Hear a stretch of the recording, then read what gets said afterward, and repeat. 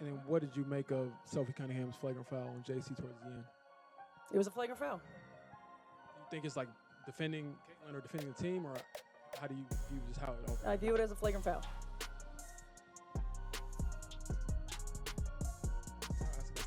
Yeah, well, I mean, you guys came for basketball. Yeah, Let's talk about basketball. Yeah. Come on now. What do you think of just how you all were able to pull in the second half, Caitlin, in particular? We're going to the Commissioner Cup Championship. Let's That's go! pretty exciting. Y'all want to talk about that? Let's talk about that.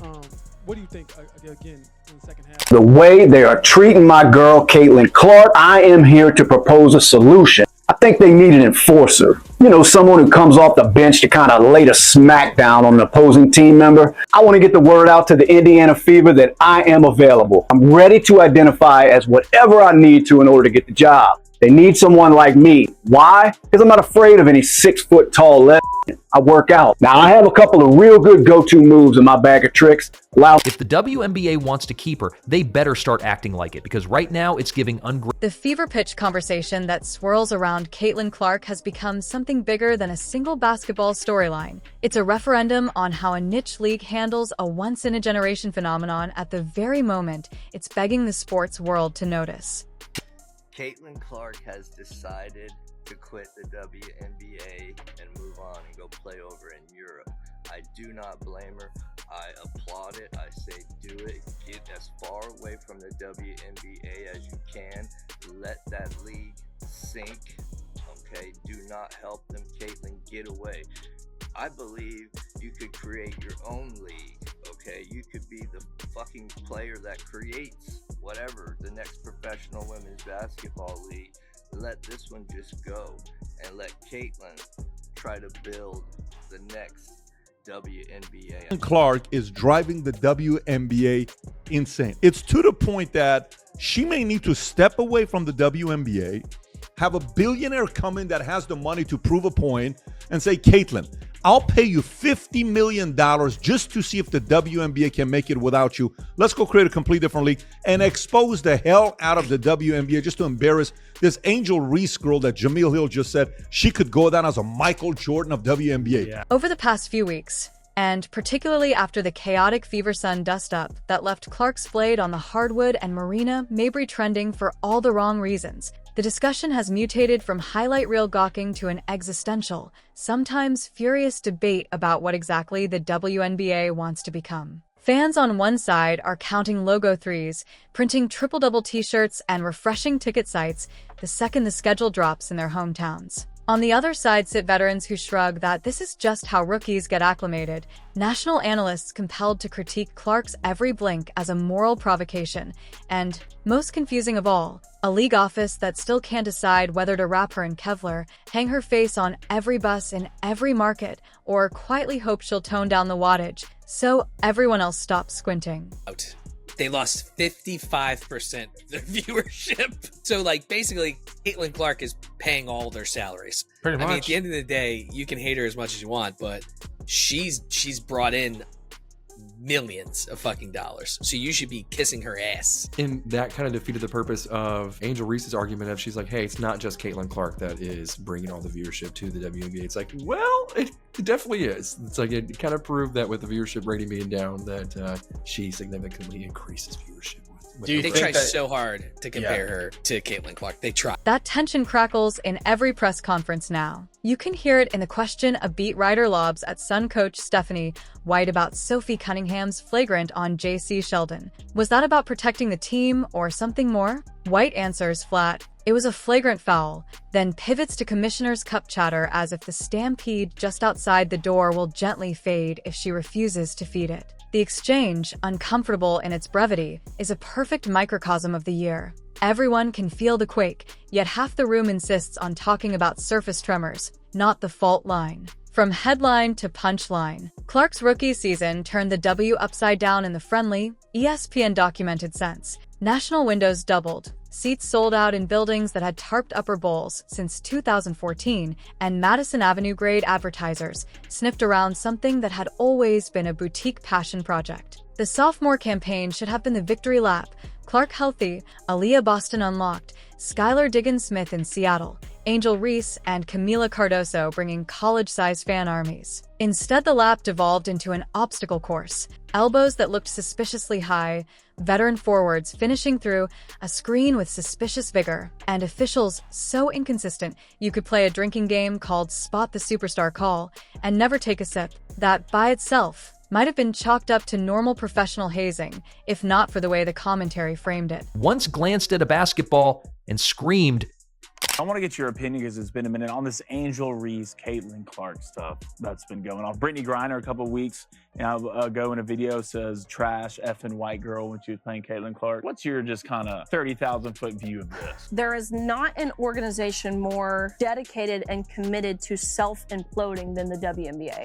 The WNBA was like handed the golden egg that is Caitlin Clark. Yeah. And they have done everything to just with all context involved. This series from Caitlin Clark, the pull-up three here, and you are about to see back-to-back-to-back triples for Caitlin Clark in this game. I am not trying to erase the things we have seen from Maya Moore, from Diana Taurasi, Asia Wilson's 53-point game, Stewie, Cynthia Cooper. Like, we have seen incredible halves of basketball, but you see Caitlin Clark coming off of that made three. When Marina Mabrey barreled straight through Clark's chest, the broadcast angle captured the rookie absorbing contact, sliding 5 feet, popping back up, and jogging to the huddle. Social media froze the still, zoomed, circled the grimace. Within minutes, 2 polarized takes exploded. Soft call, if that's a flagrant. Welcome to the pros. If that's not a flagrant, pack it up. She'll be in a body cast by July. Missing almost entirely from mainstream debate was a third, simpler view. Contact happens, but a shove beyond the play should draw the same whistle every time, regardless of the last name on the back of the jersey. Instead, talking heads reached for culture war lenses. On one desk show, Clark brought it on herself with her swagger. On another, she was a plucky underdog carrying a whole sport on her bruised shoulders. Neither portrait matches reality. Clark is a generational shooter who also dishes 10 assists a night, trashes politely, and rarely frowns. A lot of us were expecting some sort of dip since Caitlin Clark has been out with injury, but I don't think all of us were expecting the entire viewership of the entire WNBA to be down. And this tweet from Christine Brennan really stuck out to me. She said, one player gets injured and more than half the TV audience for the entire league disappears. Has any other athlete ever had that kind of impact on a sport? Golf without Tiger definitely dropped precipitously on occasion, but not like this. This news is alarming for the league, and it's alarming for the league because this is such a crucial year for the WNBA. But nuance doesn't trend. So the machine kept spitting out binaries: hero or villain, savior or diva, magnetic or entitled. And the more simplistic the framing, the sharper the fan reaction. Blame. A moving target. When ESPN's website quietly omitted Clark from its nightly assist leaderboard, an algorithmic hiccup or a passive-aggressive shrug,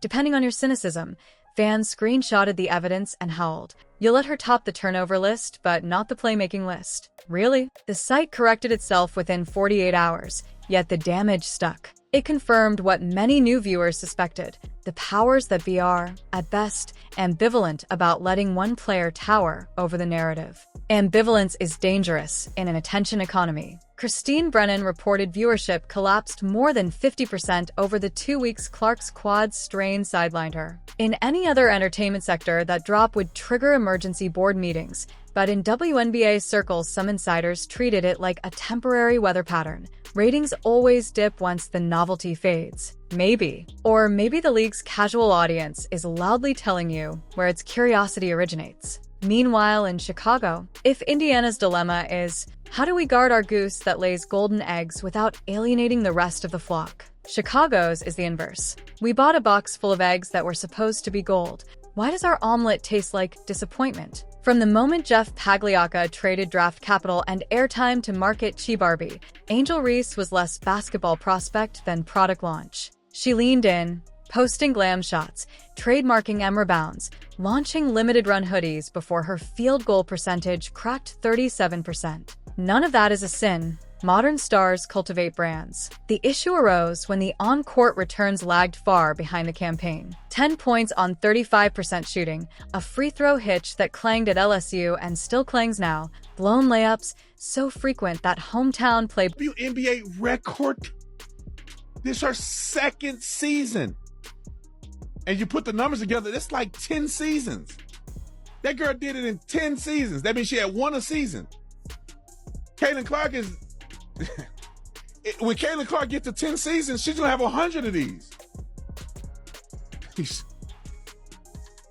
And y'all can't get a girl her roses. Now, I don't like the fact that she be getting woke because she don't want all these lesbians to be mad at it. At the end of the day, is the woman putting in the work she's putting. Sophie Cunningham, necessary chaos or extra luggage. Into this tableau stomps Sophie Cunningham, ponytail whipping like a warning flag. She's the fever dream of every old school fan who thinks the modern league is too cordial. Part enforcer, part 3&D spark plug, always one hard hedge away from a technical. In the Sun melee, she body checked Sheldon, barked at a whole bench, then deadpan to media. Flagrant foul. Next. Fever fans loved it. Opponents muttered about retaliatory elbows. The league office weighed a fine and, after a long weekend, opted for the minimum. It's easy to paint Sophie as a necessary antidote to Clark's target, but even she admits privately that defending a star shouldn't require borderline assaults. "I'm proud to ride for my teammate," she told an Indianapolis columnist,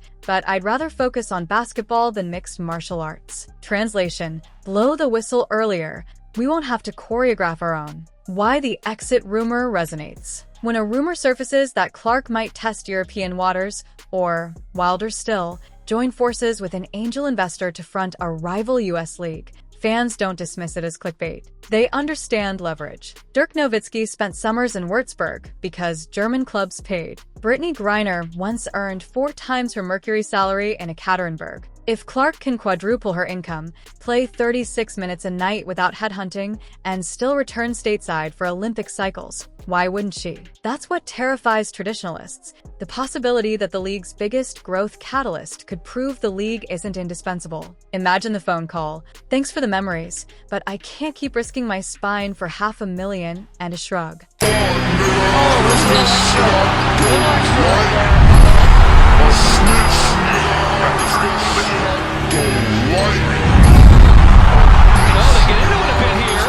Lexi Hall now gets in. Sheldon's face. Caitlin Clark hits the deck.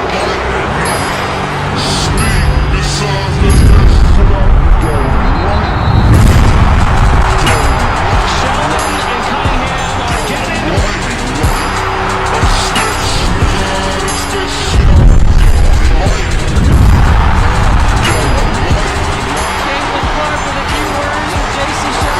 Overnight, you'd see ticket brokers slash prices. Local affiliates bury games on secondary channels, and every casual fan who discovered the W via a Clark highlight drift back to whatever algorithm serves them next. The clock is ticking, louder than a shot clock. Solutions exist. None require rocket science. Consistent officiating. Call flagrant acts flagrant, no matter the jersey. Star stewardship.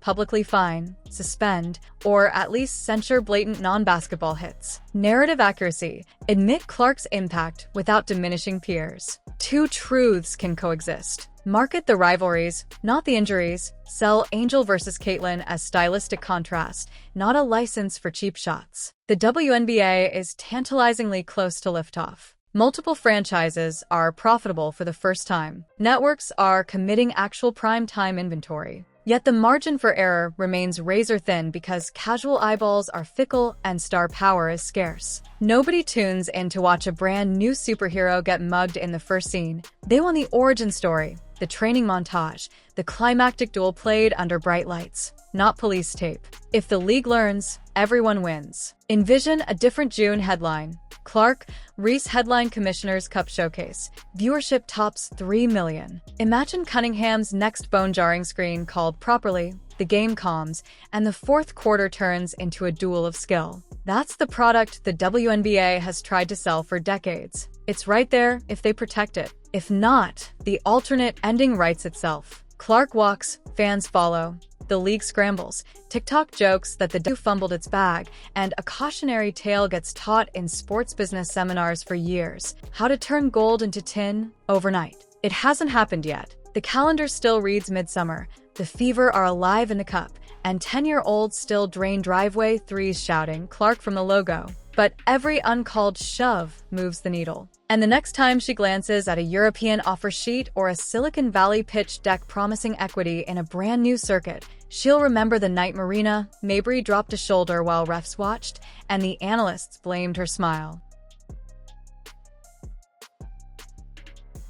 Destruct. Yeah. Whether it's these totally crazy racial investigations that have been proven a hoax. Caitlin Clark did her thing. Coming off of the injury, she returned for the Fever, and I swear I am not being hyperbolic. We were immediately gifted one of the greatest halves we have ever seen in the WNBA. And I say that from the Liberty.